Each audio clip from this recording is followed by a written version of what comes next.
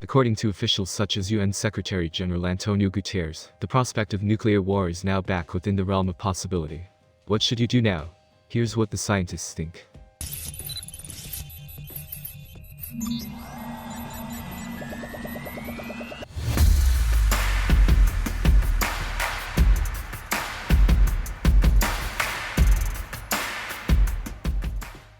Russian leader Vladimir Putin has suggested he would consider using nuclear weapons in Ukraine if he faces a NATO military response or a direct threat to his person or regime. If the war were to spill over into a NATO country like Estonia or Poland, there would be a direct US-Russia conflict with the obvious danger of nuclear escalation. In that improbable event, most people's attention is focused on the primary explosion, which causes massive loss of life and unimaginable destruction. When the United States dropped nuclear weapons on the Japanese cities of Hiroshima and Nagasaki 77 years ago, it flattened the cities and killed between 100,000 and 200,000 from the blasts or radiation sickness. Many scientists have already investigated this question. Their work is surprisingly little known, perhaps because in peacetime no one likes to think the unthinkable. But, according to scientists, the horrors of nuclear war can affect the entire planet. A number of studies have examined the possibilities with a particular focus on the environment, which is not encouraging. How many nuclear weapons do you think this war will involve?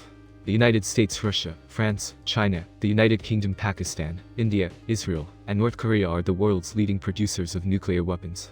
The latest assessment of Russian nuclear military capability estimates that by early 2022, Russia will have about 4,477 nuclear warheads, nearly 6,000, if retired warheads are included.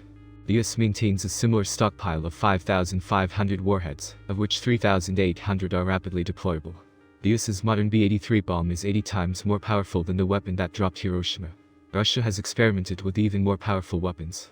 Each of the UK's Trident submarines carries 4 megatons of TNT on 40 nuclear warheads, meaning each submarine can cause more explosive destruction than it did in World War II. In 1945, the United States dropped atomic bombs on the Japanese cities of Hiroshima and Nagasaki, giving us two real-world examples of the effects of nuclear weapons on human populations.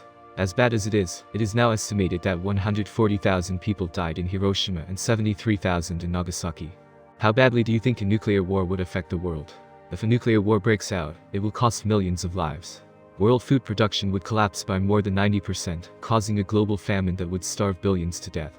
In most countries, less than a quarter of the population lives in this condition by the end of the second year. Global fish stocks have been destroyed, and the ozone layer is collapsing.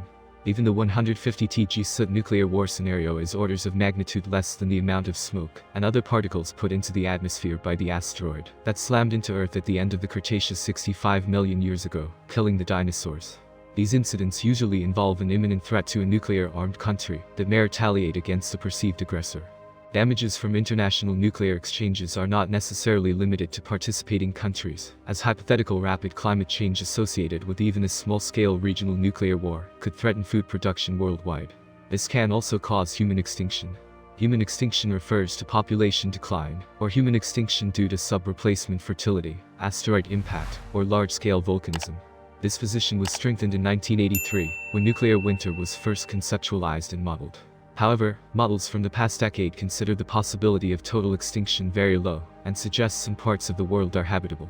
The supposed end of the human species due to natural causes such as causes. For the latter, climate change may include global nuclear holocaust, war, and environmental collapse. Scientists conclude that the food crisis will further plague the world. The rapid death of millions of people and animals after a major nuclear war does not adequately compensate for the depletion of available food supplies. Stocks of fuel, fertilizers, agrochemicals, and seeds will soon run out. Not only would working tractors be in short supply, but heavy bullocks would also be in short supply, and food production would be very labor-intensive, a return to the primitive farming methods of the Middle Ages or earlier. Insect resistance to radiation and lack of pesticides further reduce crop yields. Water supply, with the magnitude of the assumed energy. Nuclear surface or subsurface detonations can contaminate these supplies beyond acceptable levels for drinking in or near-surface water supplies, creating a serious problem. Establish criteria of maximum permissible lifetime concentrations for non-occupationally exposed individuals. Not applicable in nuclear war. The suggested value for 1 month's consumption is based on the maximum allowable concentration based on the short period of consumption and the rapid decay rate of radioactivity.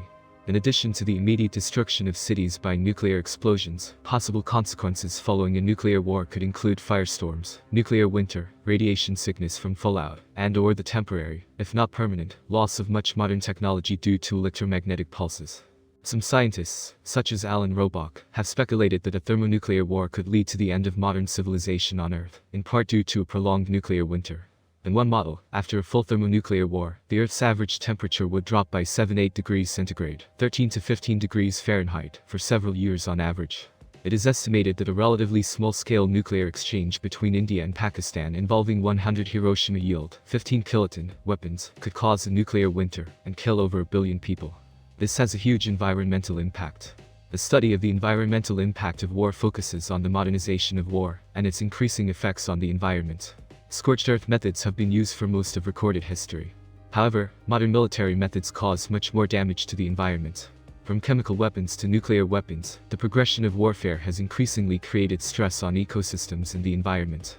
You can point to World War I, World War II, the Vietnam War, the Rwandan Civil War, the Kosovo War, and the Gulf War as specific examples of the environmental impact of war.